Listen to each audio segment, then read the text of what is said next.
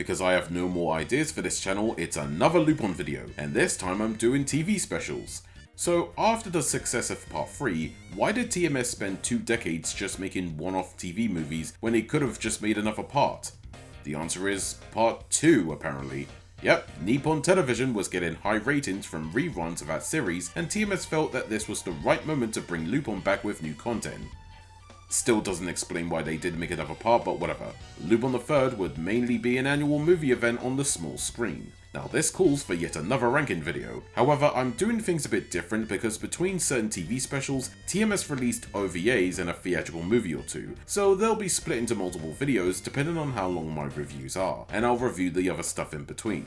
You know the rules. If you don't watch my previous ranking videos, start with part 1, or part 2 technically, or do whatever you please. Also, there'll be spoilers for every review, so please keep that in mind, and remember to support the official release, just covering my back.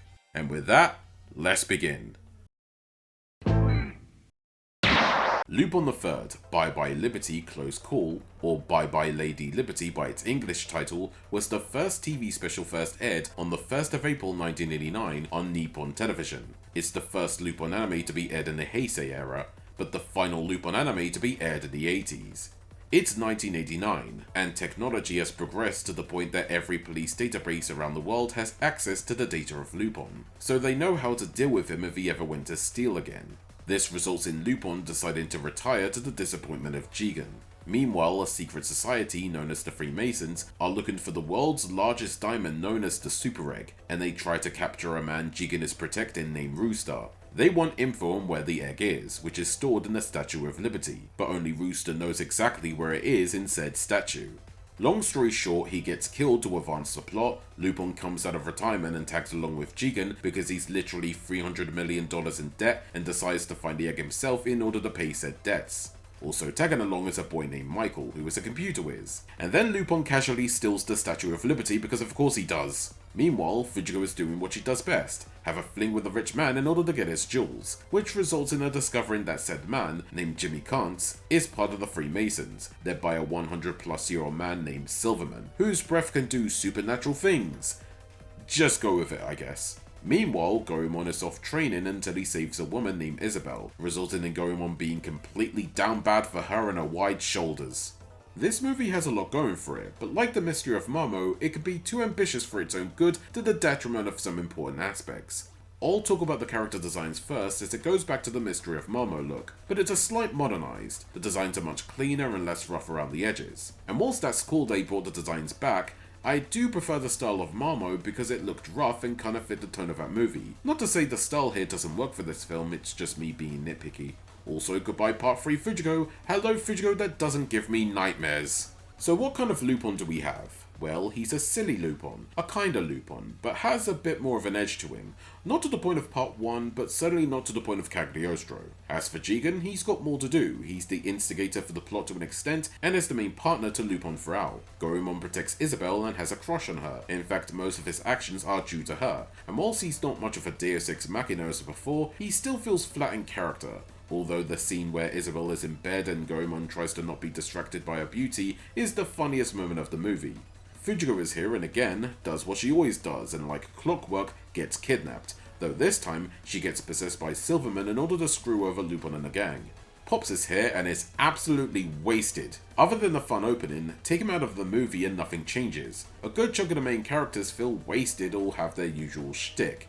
But what about the other characters? Well, Michael, who reminds me of Detective Conan for some reason, is a boy genius. Similar to Mikhail from Part 3 Episode 33, a boy genius plays a dangerous game. Similar names too. Though unlike Mikhail, who would probably go on to be cancelled in the mid-2010s, You son of a bitch!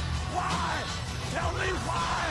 Michael is bland as a character, but fine regardless. He's not annoying, overbearing, doesn't become a pervert. He's just an intelligent boy who wants to find the Neovirus, a program that can control computer viruses as well as destroy data from all over the world. So Lupin has a reason to help the kid out, since this virus could possibly be used to delete his own data from police databases and easily clear his debt.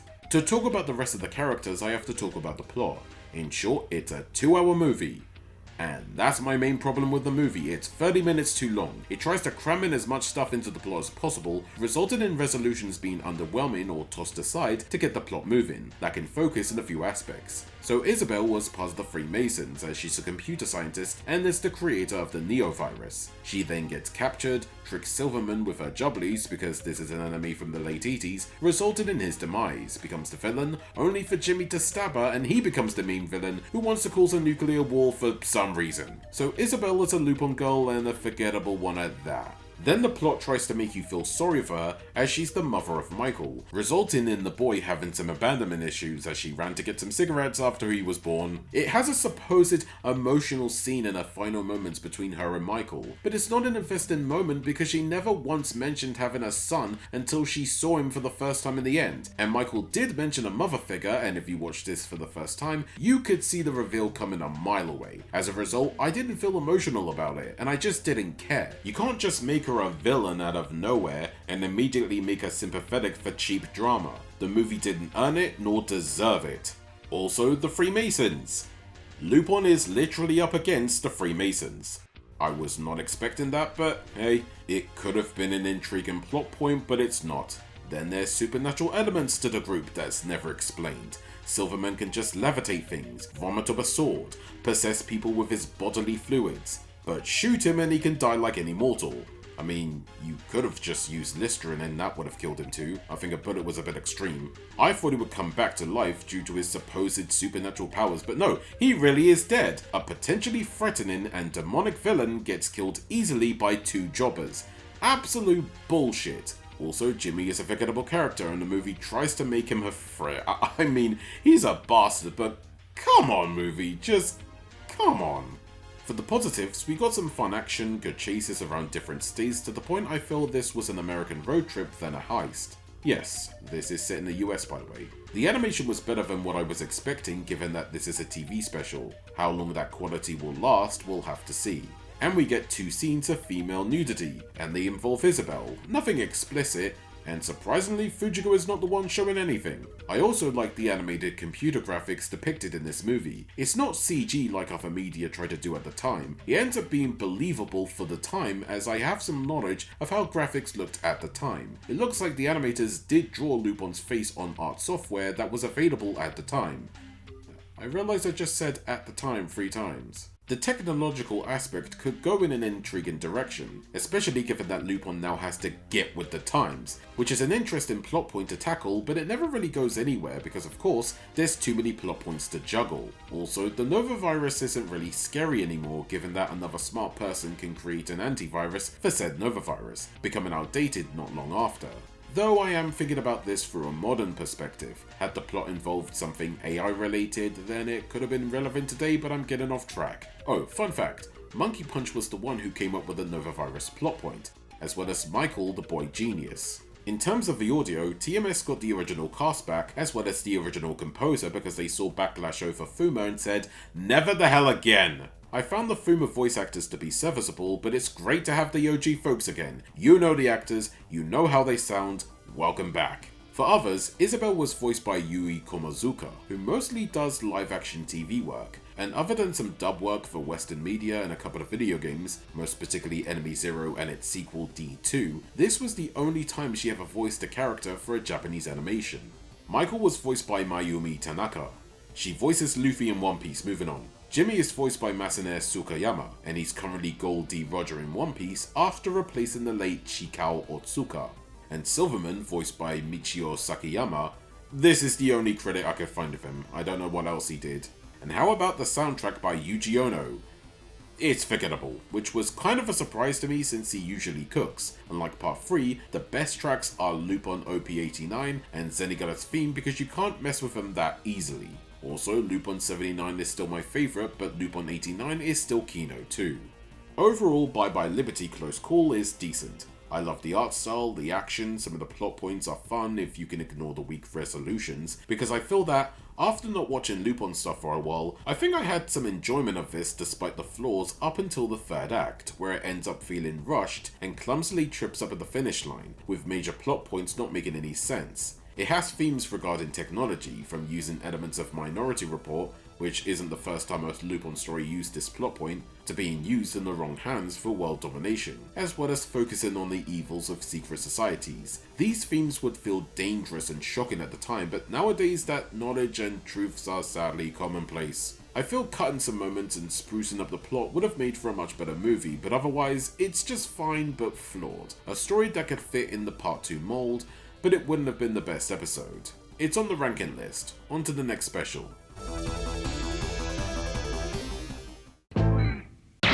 Lupin III, Mystery of the Hemingway Papers is the second TV special aired on the 20th of July 1990, once again on Nippon Television. The island of Kokaka is home to its natives, or at least was until some jabronis found out that said island hid treasure that was once discovered by renowned author Ernest Miller Hemingway. He wrote where the place of the treasure is via a manuscript that was to become his next novel, but was murdered before he finished it. Those manuscripts are hidden in Kokaka, resulting in many treasure hunters invading the island to find the manuscripts, and if found, will uncover the treasure. Consano and Carlos were once treasure hunters themselves until their greed got to them and became rivals by forming armies, battling each other in the hopes that one will be victorious and claim the manuscripts. But to make sure each of them win, they both hire bodyguards. Consano hires Jigen and Carlos hires Goemon. But the boys have their reasons for joining their specific groups. Jigen joined Consano to get revenge against Crazy Mash, a mercenary who's in it for the love of the game. And because he gunned down Jigen that one time. Goemon on the other hand is having issues, and thanks to a monk, tasks him with finding something that Goemon's Zantetsuken can't cut. Meanwhile, Lupin hears through the grapevine about the Hemingway papers and is off to Kokaka to find it. Meanwhile, Fujiko is on autopilot once more, as she's secretary to super rich Ringo Starr lookalike Marcy's, which of course she tags along with him to find some treasure once more. And Pops is here to find Lupin. I just realised he's on autopilot too. Also, the Lupin girl for this movie is Maria, who owns a bar. There's much more to her, but I'll explain later. This movie is fine. Whereas the first special was inspired by parts 2 and 3, this one can literally snug itself between both and no one would be the wiser. It's a story about finding treasure in the middle of a civil war, and there's a Lupin girl in the middle of it who has her reasons for being there. It's a story that isn't new, it's just feature length. You can tell the story plays it safe. Not like that's a bad thing, all things considered, I just wasn't amazed by it. For the positives, I do enjoy the secret camaraderie between Jigen and Goemon as they have to fight each other, but no, both have their own personal goals. From previous events, they've had their beefs with each other, but they still have that respect for one another, even though one wrong move from them will get them ire from their employers. Which is exactly what happens anyway. Lupin is here to steal treasure. He feels the same character-wise as the first special. Safe, funny, but a quick thinker. It's what you'd expect of him, and that's okay with me. Fujiko is pretty much doing the same thing as before, though she's not in peril this time round. She's here for the treasure, show off the knockers, and nothing more. Though there's no nudity this time round. I know, you're disappointed too. Go back to the first special for that. And Pops, once again, is here. He has less screen time than in his first special and does nothing to warrant even being here other than being kicked down by almost everyone. I really hope this isn't going to be a repeating issue. Outside of the main gang, there's Maria. She's a pretty decent character. She can be cold but cool, aggressive when need be but has a calm demeanor, and her reason for this way is, well, reasonable, as she's the center of the conflict of the main characters until almost halfway through the movie, where we find out that she has a past, and the past is linked to the conflict of the movie. Mystery of the Hemingway Papers centers around colonialism, not just to invade and rule over the people, but to take what didn't belong to either Consano or Carlos amongst other pilferers, resulting in the natives having to go somewhere else on the island. Maria was part of a resistance group known as the Scorpion to put a stop to this mess. And no, she didn't work for Mr. X, but it was all for naught and she's fed up with this conflict, and understandably so. This would have been an effective angle if not for the fact that this was told, not shown. We never see the plight of the natives, we see the consequences of all this, like destroying the island's environment, dead soldiers dying pointless deaths, both leaders being greedy bastards, with one of them getting deadly weapons by arms dealer Marcy's, whom wants the Hemingway papers for himself. Oh, let me just say, he's such a boring character. Being an arms dealer could have worked if the writer did anything interesting with him, but he gets gunned down in the end and I don't care. There isn't much emotional impact when it comes to many of these aspects. It just plays it safe, and for some, that might be what you're looking for, but for me, I want to see the characters doing what they do best with new ideas. Maybe this is the consequence of watching part 2, I guess. Consano and Carlos are primarily the two main villains, the cause of the destruction of his island, but they're played for laughs most of the time. The kind of characters that you love to hate for being blindly ignorant and only have their eyes on the treasure and power. You know, I just realized something. Lupin has the same goal as the leaders of the warring factions: find the Hemingway papers and the treasure.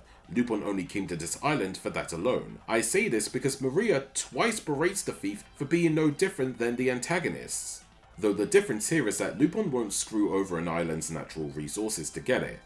Unless we count Part 2, Episode 149, The Treasure of Mecca wore a veil, where he drilled for oil and spilled a ton of it over the South Pole, possibly killing whatever animals that lived there. You thought I forgot, didn't you, Lupin? You bastard! But like many things in this movie, it's not expanded upon because it's something I did find interesting, but we can't make the protagonist think about this. We got other stuff to do that will disappoint certain viewers. Hang on a minute, I almost forgot about Crazy Mash. I love this crazy lad. You can tell who he is, why he does it, and how dangerous he is without much description of him. His actions do the talking. I do wish he got a better send-off though. Also, there's the Hemingway papers.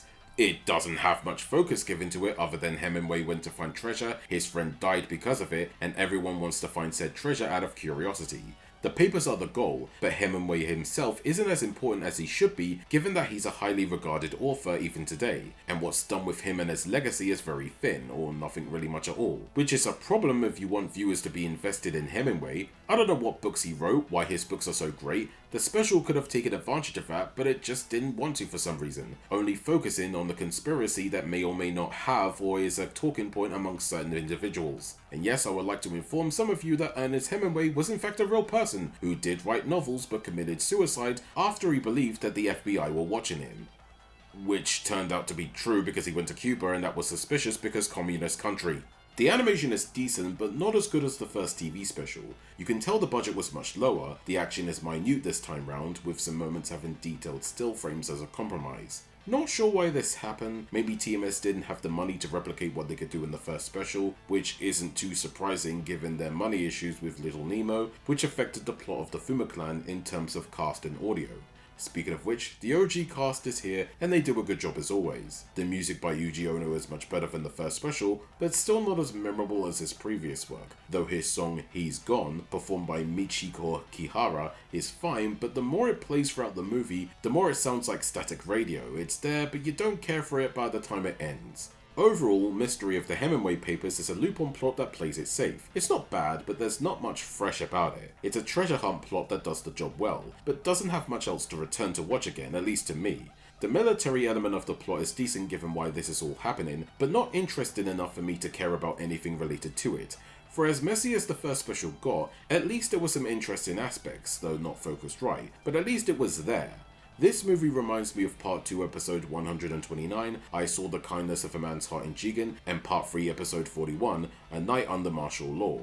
And even those episodes had some kind of peril that were investing, wars that were impactful, especially in Part 2 Episode 129, and the implications had a lot more focus in both episodes, especially Part 3 Episode 41. But despite my issues with the movie as a whole, it's still simply a good movie. It knows what it is, what it wants to be. It's not messy nor lack much focus. It's a typical Lupin plot, and for those who haven't seen much Lupin material, it's one you can recommend to someone who wants to watch a Lupin movie, and they'll enjoy it as much as you do or more. But if you're a seasoned watcher of past Lupin stuff, it's gonna be a tad old hat to you as it was to me, and because of that, I'll rank it below Bye Bye Liberty Close Call. Lupin III, still Napoleon's Dictionary, is the third TV special first aired on the 9th of August 1991. The Gulf War is over, and the delegates of the G7 nations meet up to discuss how the world economy is not doing so well, a timeless plot point it seems, due to spending so much on said war. A scientist has the idea of stealing all the treasures once stolen by the Lupin Empire, a manga idea that was barely used in anime media by the way. Desperate for cash, they suggest doing so as they find out that Napoleon's dictionary contains info on where the Empire's treasure is. Lupin III of course gets wind of this as he steals a car from a museum. The woman he stole the car for instead goes off for the black guy. The cucked then buggers off to Paris to enter a race where the prize is said dictionary. But each army hired by the G7 delegates are to find and hunt down Lupin in order to get info on said treasure. Meanwhile, Pops is hired to capture Lupin as always, but gets a partner in the form of a young woman named Chieko Kido, a National Security Bureau member, and she's a partner, I'll explain in a bit. Meanwhile, Goemon watches a Yakuza samurai movie and copies the main character's mannerisms because the writer decided he'll be autistic for this movie. Meanwhile, for the last time, Fujiko joins the race and tries to swindle another rich guy named Eric, who turns out to work for the CIA, and there's also the US's top guy named Robert Hawke, who is also on the hunt for Lupin on behalf of America, who goes rogue for a chance to take the treasure for himself. This TV special sucks in many ways than one, and here I thought the previous special was just okay, but it's a masterpiece in comparison. First off, the plot. It's a part 2 episode, one from season 4 when the series ran out of ideas, only this time there was so much potential for interesting stuff like the exploration of the politics surrounding this utter farce, given that this was set after the end of the Gulf War, or how Lupin feels about the various governments treating him and his legacy, all because of stuff he wasn't involved in. Lupin wants the treasure because it involves his family's past, and that's about it. It tries to have a plot point where Lupin's greed will have an effect on the relationship with his friends, the same way the greed of Lupin I had an effect on his family, as well as Lupin II's misfortunes, but that doesn't go anywhere, nor is it properly explored. You also have a race that's going on in the background for most of it, and it stops being important halfway through the special, and the G7 delegates wanting the treasure to save the economy never gets a resolution. The main gang aren't all that fun when compared to the previous specials, with Lupin, Jigen and Fujiko running on autopilot, but Goemon got the absolute worst of it as he emulates what he saw in a movie, and any character development or even his traits other than his sword skills are gone in favour of being just weird and out of character, as if the writer didn't know what to do with him, and given what I've seen in later parts, I hope this isn't the beginning of this strange issue. And what makes this all confusing is that even the gang is aware of how weird this is. Even the special knows this doesn't make any sense. Anyway, Pops is here, and to my surprise, he's given more to do. Not quite integral, but he's still trying to capture Lupin, and that's about it. Other than being disguised as Lupin by Lupin, which is a fun moment that doesn't last very long sadly, he too runs on autopilot. In the case of the other characters, first off, Chieko Kido. All I can say is, give me Maria back, because Kido is an absolute plank of wood who isn't sure that she wants to arrest Lupin because despite wanting to preserve the freedom of the people, she's not comfortable with troubling a man who is free. Despite being a thief. Which is a criminal offense. Especially one who steals many valuables. In short, she's borderline useless and a waste of space in this movie, which isn't hard to be all things considered. But hey, she doesn't become a damsel in distress. Wow. She is so uninteresting she doesn't even get that treatment. Then there's Robert Hawke, the big strong guy who hunts Lupin. He's one-dimensional, but no more one-dimensional than Eric. He just disappears near the end of a movie. I forgot that he existed. At least Robert got shot by Jigen twice and died the second time. At least he had that. Where the heck did Eric go? We also have the G7 delegates at the beginning, and I think there's supposed to be some political satire, but since the special stops caring about them over time, so do I. Also, the French delegate is Alain Bonaparte. It's literally him. It seems he moved up in the world, didn't he? Also, in the case of the US delegate, how the hell did George H.W. Bush get Madonna in bed with him? In 1991. In the Lupin universe. Who cares? Though it would have been funnier if it was the next president. Anyway, the character designs and animation. First off, the character designs are decent, but it's a stark difference to the previous designs, no longer using the Momo-like designs for the characters, and instead using designs that could fit right in with part 2. Again, it isn't bad, it just doesn't make the characters stand out, and I already missed the Momo-like designs. The animation is at its weakest here. A couple of times I noticed missing frames, and that's if you pay attention. There's also repeating animation scenes too, but the weird thing is, whilst the previous special used a lot of still frames to emphasize some action scenes, this special doesn't use them, and it still looks worse than the previous special. It's overall unremarkable, especially when it comes to the action. The way it's animated is mediocre and forgettable. I can't think of an action scene, or any scene for that matter, that made me feel amazed about it. There's nothing here to come back to. So it seems that TMS had a lot on their plates when it came to other animation work, and by the time they had to animate their special, they didn't have much time to finish it. So they outsourced the work to a few South Korean studios, and the results are not surprising in the slightest. This is the worst looking special so far, and I hope to never see quality like this again.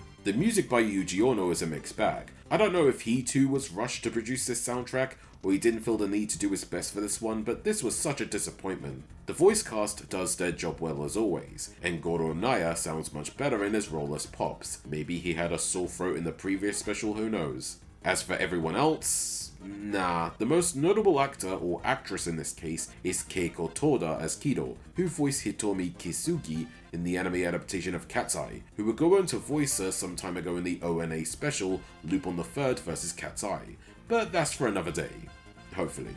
Overall, still Napoleon's dictionary exists. There's nothing much to come back to. In short, a bland plot, bland action, bland characters, one of which was butchered for no reason, bland animation, and shockingly bland music from Yuji Ono. It's an absolute letdown when compared to the previous two specials, and they had their own problems. Lupin fans will probably watch this out of curiosity, but for everyone else, I cannot recommend this one. It's on the bottom of the ranking list.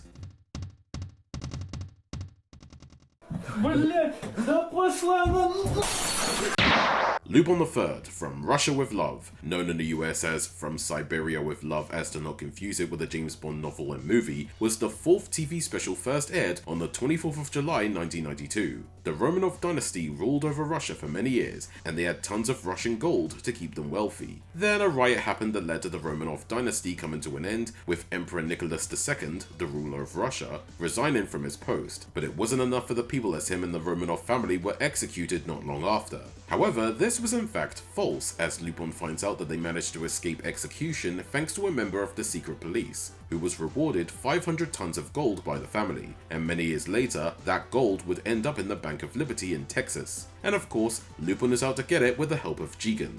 But in order to get this info, he tries to find a book that has the answers he needs, and that book is borrowed from the library by a blonde woman named Judy, who ends up assisting the thief from time to time. Mostly because she's also in cahoots with Fujiko, who is taking advantage of the heist. But there's also other folks who want the gold too, and this is where we get to our antagonist, Rasputin. No, not Rasputin, Rasputin, though he is related to that historic figure because Russia.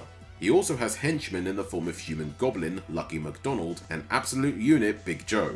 Meanwhile, Goemon is forced to be the bodyguard for Rasputin because he took the samurai Zantetsuken. And Pops is in this special. This movie is the messiest so far, it's the worst so far, but it has some great moments that with more budget and a more better written script could have been the best special so far. In fact, that's my main problem. There's a great story here, but it doesn't always work. The plot is your typical Lupin yarn where the thief has to find some gold. There's a theme surrounding the story, this time it's Russian history. Judy is related to the Romanov dynasty, which by the way, contrary to popular belief at the time, the family were executed as people found out many years later after the release of the special, making Don Bluth's Anastasia more awkward as time goes on. Rasputin is related to Rasputin as I mentioned before, but unlike Mystery of the Hemingway papers, at least there was a better attempt to explore what was promised in the title, that being Russian history in this movie, and how it relates to Russia at the time, especially after the end of the Cold War and the end of the Soviet Union. I mean, there isn't much of it as the gang only go to Russia in the third act, by which time who cares at that point, but the attempt is an improvement. The gang are doing their usual to an extent. Lupin is Lupin, Jigen is Jigen, Goemon exists but at the very least isn't a parody as before, and Fujiko is not trying to seduce a rich guy. She mostly waits for Lupin to get the gold and takes it all for herself. It's part 2 all over again, and for whatever reason, I kinda missed that. It's been years since she'd done that. Pops is here. For other characters, Judy is a Lupin girl. She's a decent character, she's not as memorable as Maria or even Isabel, but she's better than Chieko. Any woman can be better than Chieko if they're not written to have the personality of a plank of wood, because at least Judy has her own goals and her own reasons to grab some of the gold. Rasputin is the strongest villain we've had so far character-wise. He's a psychic and offers his services to wealthy guys in an attempt to help them, but in reality he uses his psychic abilities to do crime. The weird shit he does is pretty funny. He'll jam his fingers in your mouth and your ear because he's a freak like that. He's the best thing about this film in addition to him being a legitimate threat. He can kill you in ways that would make Kenshiro require contingency plans. He could survive in the world of Hokuto no Ken. And he's also a bit of a perv. A perk chosen by some anime villains, but it's also because, you know, a property originally created by Kato. Then you have the henchmen Lucky and Joe, more entertaining characters. They're interesting figures in their own ways, from Lucky's need for some action and wanting to get the job done as soon as possible, to Joe being large, playing Truck-kun and isekai innocent folks, and possibly having some feminine traits that go from subtle to almost peeking out of the closet, if you know what I mean. Now for my main issues. First off, the pacing. It's terrible here. The second act was a very boring experience, something I never felt in previous specials. The gold heist, I felt, went on for way too long, and by the time the pacing came back, I just stopped caring about the film.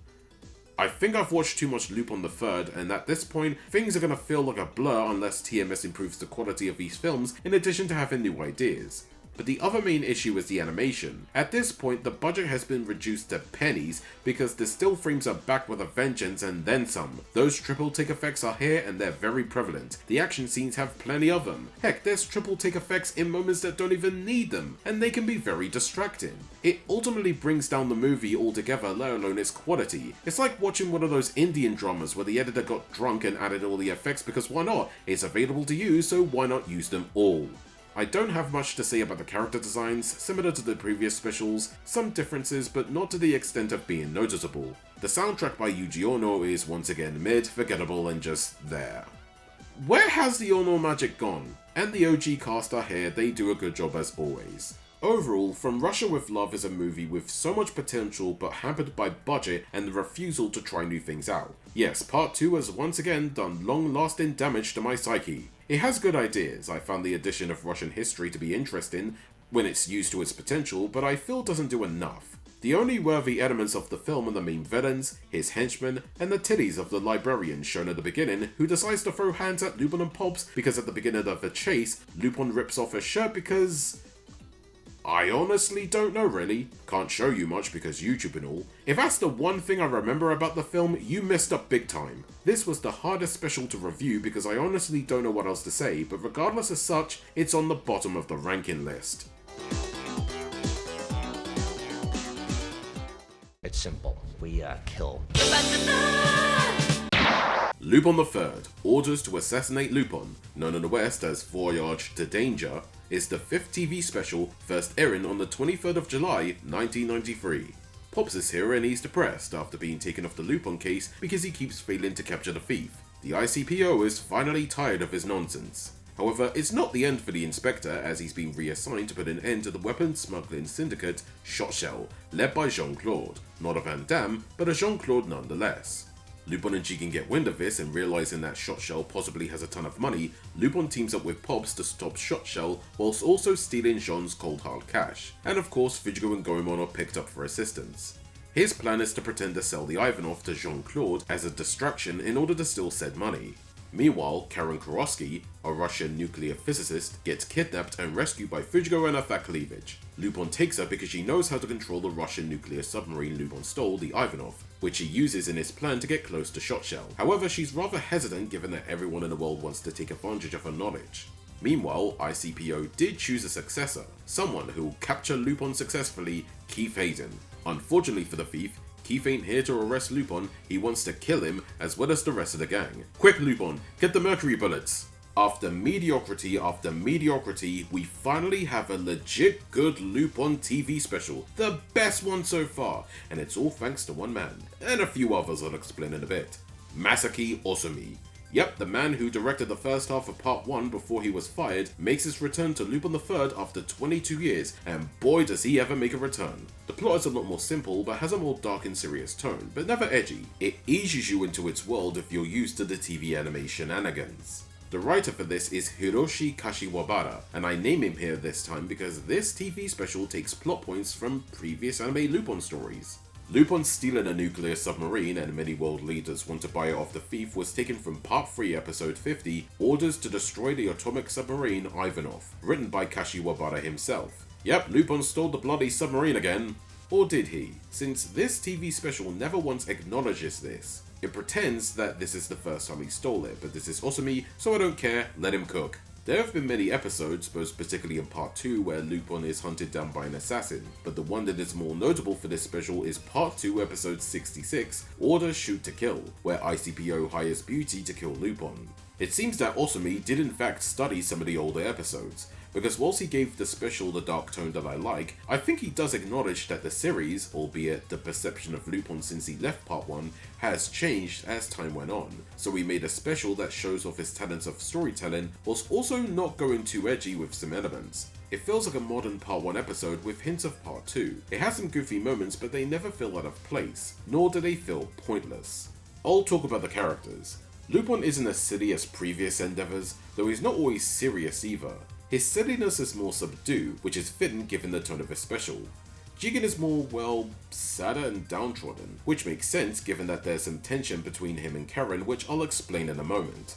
Fujiko is quite odd in a good way, as her tropes that have stuck to her like glue for many years have been pulled off, as she doesn't portray Lupin, nor does she cuddle up to the main antagonist. She helps Lupin all the way, and it was kind of refreshing to see.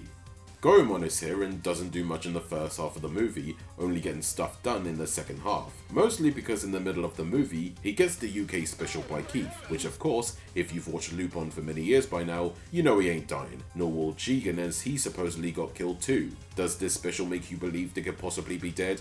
Well again, the more you watch Lupin, the less you'll be convinced. Pops is here and in a funny twist of fate works with the thief, seeing as he can't really arrest him until the end. He has his moments where he helps Lupin with certain plans, but other than that, he's resting and relaxing whilst not getting gunned down by Keith. For the other characters, we got the Lupin girl, Karen Kurosaki, and the reason there is tension between her and Jigen is because 10 years ago, the hitman shot her father after realizing he was going to betray him. However, Karen didn't realize that her dad was partners with Jigen and assumed the bad guy shot a man who did nothing wrong, and so has had a vengeful grudge against Jigen. Multiple times she's had chances to shoot Jigen, but is often hesitant in doing so. Personality-wise, Karen is just full of trauma, from seeing her father getting killed at a young age to being hounded by world leaders for info. She's a more quiet person, secretive, unable to trust anyone or trust the wrong people, never knowing if she should work with Lupin or betray him and join Shotshell in the hopes of killing Jigen. She's a very unusual Lupin girl, but a really interesting one overall. Jean-Claude is the main villain for this one, and I enjoy this smarmy git. A very powerful manlet who collects military planes, tanks and more, and his goal is simple: try to get many wars going around the world, a world war if you will, in the hopes of selling his stuff to the highest bidder. And when the world war isn't enough, he wants wars to be held in the one place that is yet to be corrupted by capitalism. Space! He's also the smartest antagonist, since I don't think he ever trusted Lupin and the gang the moment he entered his island. He knew Lupin was here for his cash, and did indeed screw him over. But as you all know, Lupin will take a loss, but he always comes back for his victory by any means. And then you have Keith, who is unfortunately the weakest secondary antagonist. He makes his appearance in the beginning and doesn't appear again until much later, and by that time, you really don't care anymore. I say this because when I watched the special and Lupin and the gang were doing their shenanigans, I realized something and said to myself, yeah, I like the episode of part 3 where everyone wanted that submarine. Wait, wasn't this about an assassin hunting down Lupin and the gang? It's as if the writer wrote this character, got distracted by this other plot, then forgot about Keith and just added him back hoping no one would notice. But I did, and I assume most people did, because this results in Keith being a one-note assassin. I think that's why the special has 2 titles and none of them work. In the Japanese original it's titled Orders to Assassinate Lupin, which doesn't work because it's not really the main plot of the special. The English title, which has a dub by the way, but we're a sub-household, only with rare exceptions, is Voyage to Danger, which makes sense given Lupin rides a submarine, but it feels a lot hokey. I would have gone for the Voyage of Ivanov. What do you think? Now let's talk about the elephant in the room, that is, the character designs. This really do be a 90s anime. It does feel very odd. It's a little too different from what the designs used to look like previously. Lupin does have his quirks, but it is a Lupin design modernized for the 90s audience. Jigen looks much older and worn out, which works for this special. Pops and Goemon are fine, but Fujiko looks like a typical 90s anime female character. Again, she has some familiar quirks, but they're more subtle when compared to Lupin. Whilst I did eventually warm up to these designs, it feels too drastic of a change. Why I like Lupin III is partly because of its art style. Kato was heavily influenced by the Western Mad magazine styles. It's the reason why I love the manga series and Part 3's art style. I just hope that by the next special we go back to basics. Oh, fun fact, the character designer for this special was Hisashi Eguchi. And I would like to clarify that there are two Hisashi Iguchis. The one we're discussing here is an animator known for his work on the anime adaptation of Dragon Ball Z, and for this special, a character designer. The other Hisashi Iguchi is a manga artist known for Stop Hibari-kun, a popular 80s weekly shonen jump manga, albeit popular in Japan. Anyway, it is a weird coincidence that there are two men with the same names. One is an animator, the other is an illustrator. Wait, where was I going with this? Oh yeah, Lupin was gonna have a yellow jacket, but TMS ignored Iguchi's request. Probably rejected it, and rightfully so, because it would have looked too gaudy on Lupin and for this special. The animation is a massive improvement over the previous specials, especially the last few specials. It felt like TMS found some extra cash in the back of a sofa because it doesn't look as cheap as before. There's only 2 still frames throughout the film, which is a huge improvement over from Russia with Love. It has some nice colours too, even if it's all washed out to fit the tone of his story, but it's great nonetheless. Though there are some dark moments and they're not gonna look right in monochrome. I'm not too sure if this was a deliberate choice or somebody just thought, screw it, it keeps the animation budget down a peg. But it is very noticeable, if a bit distracting. The voice cast returns once again, though some feel different. Aiko Masuyama and Makio Inoue, who voice Fujiko and Goemon respectively, sound fine as always, though Kiyoshi Kobayashi, who voices Jigen, is starting to sound really old, though again, it fits with his personality for the special, sounding rather tired yet still willing to keep at it out of tradition. Keep in mind, this guy voiced Jigen since the pilot film in 1969, and he would go on for much longer than that. Absolutely insane. But it's Yasuo Yamada, the voice of Lupin, that is the most concerning, as this is the beginning of the end for this voice actor. Let me explain. Before he voiced this classic thief in this special, he ended up in the hospital, which is where he was diagnosed with hyperkalemia, a condition in which potassium levels in the blood is lower than normal. Potassium assists in carrying electrical signals to cells in your body. It is needed for healthy function of the nerve, muscle, and heart cells. This condition weakens your body, and it certainly affected Yamada, to the point that when he did try to voice Lupin, his body was weak to where he had to sit down for a session. After some encouragement from Masaki Osumi to get better, Yamada would eventually be well enough to continue voice acting as normal, but after that, his health would slowly start to decline. As I said before, it was the beginning of the end. But in the case of his performance for this special, it doesn't sound all that different from before, but there is that subtle, softer and slower tone. Some may think it's unusual for the tone of his special, but you may not notice it if, again, you've watched too much Lupin. Yuji Ono realized the quality of the special was much better and so decided to give it a legit good soundtrack. Mind you, it's still not as memorable as whatever Part 2 got, but it still feels like a Lupin soundtrack. It doesn't sound cheap as before, there was actual effort put into this one. And the ending theme, Destiny Love, what an absolute banger! Eri Ono just put her soul into the vocals for this one. Overall, Orders to Assassinate Lupin is a vast improvement in every way. The plot is rather simple but engaging thanks to the great pacing, absolute bastard of a villain, fun action, a great off-balance between moody Osumi Lupin and fun silly Lupin. Nearly everything works here. Now it ain't perfect. Some characters I felt didn't get enough screen time like Keith or even Goemon. And that's about it. I haven't fully enjoyed a Lupin special since the first one, and as for Masaki Osumi, this was the last anime he ever worked on. He's still alive at the age of 91, and at least his last anime work was a great Lupin TV special, a homage to his style, and for that, it's on the top of the ranking list.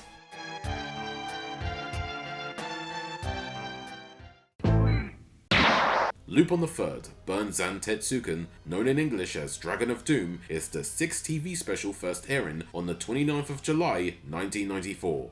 Goemon sits down to watch a play that celebrates 400 years of the Japanese legend, his ancestor Ishikawa Goemon.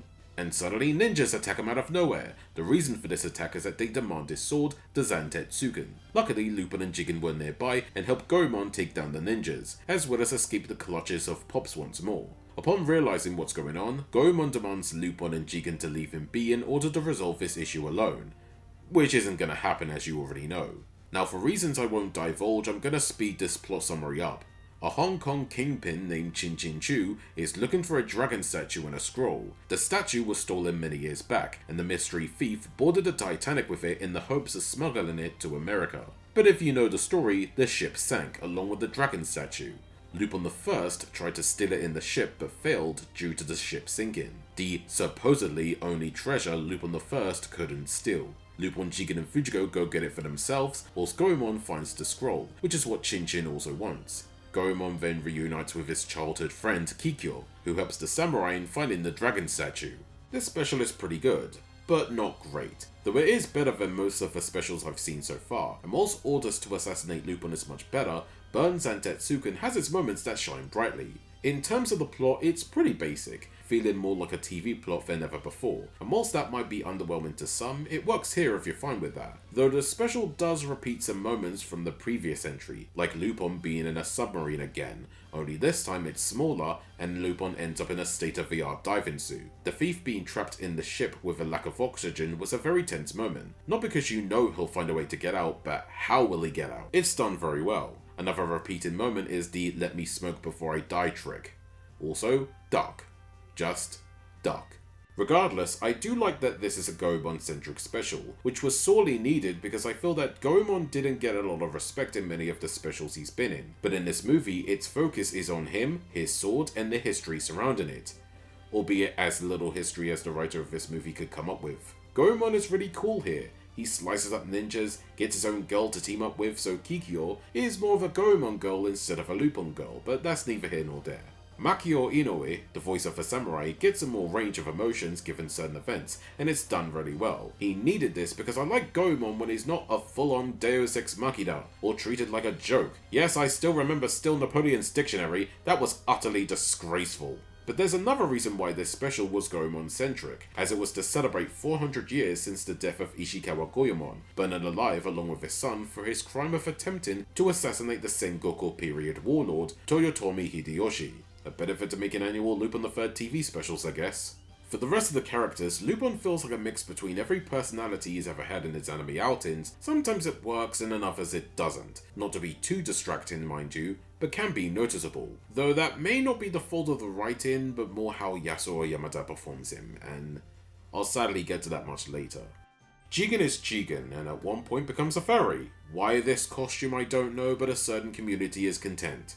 Fujigo starts out helping the gang at first, but immediately portrays Lupin to be with Chinchin, though I didn't really care. It's supposed to be the annoying part of Fujigo you always see, which is usually in a fun manner, but it doesn't work for me. Especially because you're going to be asking what benefit does she have teaming up with Chinchin other than for possible exposition the watcher really wanted to know. But she does get a shower scene, a bit of TNA, very short moment for some but a very long scene for you people of culture, dirty gits. Pops is here and he appears 3 times, is not important to the plot, but each time he does his shtick of chasing Lupin and blah blah blah. At least he's not getting kicked around for the millionth time. In the case of the other characters, Kikyo, for all the potential she had, is a weak Lupin girl character-wise. Not the worst though, at least she has that. Chieko Kido remains unbeatable as the worst Lupin girl. Kikyo only gets slightly interesting, only slightly by the way, when we find out she was working for Chinchin this entire time, which I predicted and everyone who watched it did. You know, when she tried to seduce Goemon in that bed and she tries to reach for the scroll that Goemon has. I mean, come on! Where's the subtlety? And by the time she turns tail, you don't really care anymore because you can see her demise coming a long way. And what's her reasoning for being a villain? Oh, because her great-grandfather was the one who stole it all those years back, and now she wants to force the world into submission. So yeah, she's a villain with zero remorse and wants to make the world suffer for the love of the game. You know what? I respect that. We need more female villains like that. Doesn't change the fact that there's nothing to chew on other than that. Chinchin is Mr. X. He is literally an ugly bastard version of Mr. X. In fact, he's voiced by the same man who voiced that character, Junpei Takigochi. When I saw Chinchin, something in the back of my head said, why does he remind me of another Lupin character? And upon searching the voice actor and realizing he was previously Mr. X, it clicked. And like Mr. X, he's rich, he's an ugly git, even more uglier here, and because he's the typical ugly bastard, is a pervy git, especially towards Fujigo. Keeping certain traditions strong, I see. Anyway, Chinchin here wants the dragon statue as it's made of a special alloy metal that, with the instructions of the scroll, can be turned into something that can be forged into anything the user chooses, and not only that, is also lighter and stronger than the Zantetsuken. Chinchin uses the newly formed metal to create an invincible stealth fighter, which he will use to frighten the world into giving them their valuables to him in the hopes of not getting demolished by his stealth fighter. So you're wondering how Goemon can cut this thing. Does he have to reforge the Zantetsuken somehow to become a more powerful sword? Which is the only possible way he could cut the fighter? Nope, he slices it 3 times and on the 3rd, finally cuts in half because all he needed was his sword and his skills. I mean, it's a fun and action-packed ending, but what an underwhelming conclusion. Suge no Gensai, a henchman of Shinjin who gets shot multiple times by the gang, comes back and yeah, he's pretty forgettable. Good design though. Speaking of which, the character designs. It's fine for a 90s anime, but very weak for Lupin. Basically everything I said in a previous special can apply here, moving on. The animation, I won't lie, is fantastic. The action scenes benefit heavily from it. It's fast, fluid, smooth, and incredibly dynamic. The budget was put to good use here. Even in the regular scenes, it's pretty good too. But the opening alone is the best we got in the TV special. It pumps you up for what's to come, from the Lupin theme to the ninja fight scenes, to destroyed buildings, and Goemon slicing one up in a rule of cool moment for the ages. Shame I can't say that about the music. Yuji Ono has gone back to slumming it once more after the great soundtrack he did in the previous special. And then there's the final song, Memories Don't Speak to You. It's fine, but it ain't Destiny Love. That song still slaps.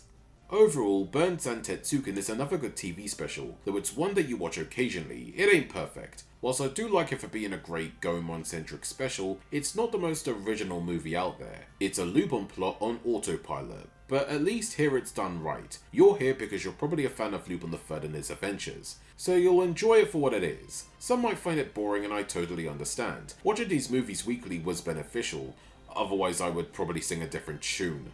The animation is all it has going for it, but hey, it didn't piss me off, it never wasted my time, it's fine. Especially when compared to other specials. And I'll rank it above The Mystery of the Hemingway Papers. So yeah, this is my 3rd favourite special so far, one that doesn't do anything too unique, but still a fun watch every now and then. It's just a shame though that this ends on a rather sad note. Not in the anime, but outside of it. Let's talk about Yasuo Yamada, the man who voiced Lupin III since 1971.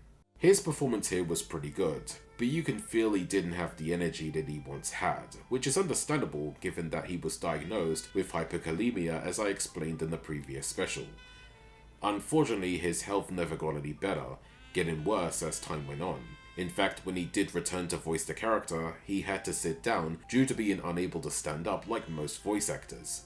Little did anyone know but Yamada himself that this would be the last time he would ever voice Lupin III, though he did provide his voice for the trailer for the next theatrical Lupin movie, Farewell to Nostradamus. And then, on the 19th of March 1995, Yasuo Yamada passed away due to a brain hemorrhage at the age of 62.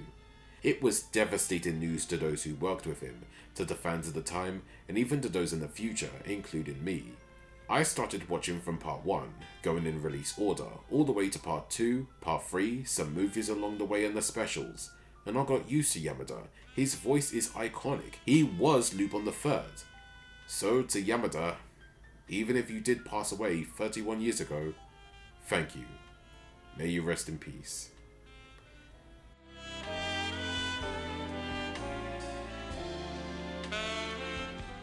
And that's the end of part 1 of this TV special ranking list. The next series of videos will be reviews of 2 theatrical Lupin movies, Farewell to Nostradamus and Dead or Alive, the former being the unexpected introduction of the next voice actor to play the classical thief. See you next time.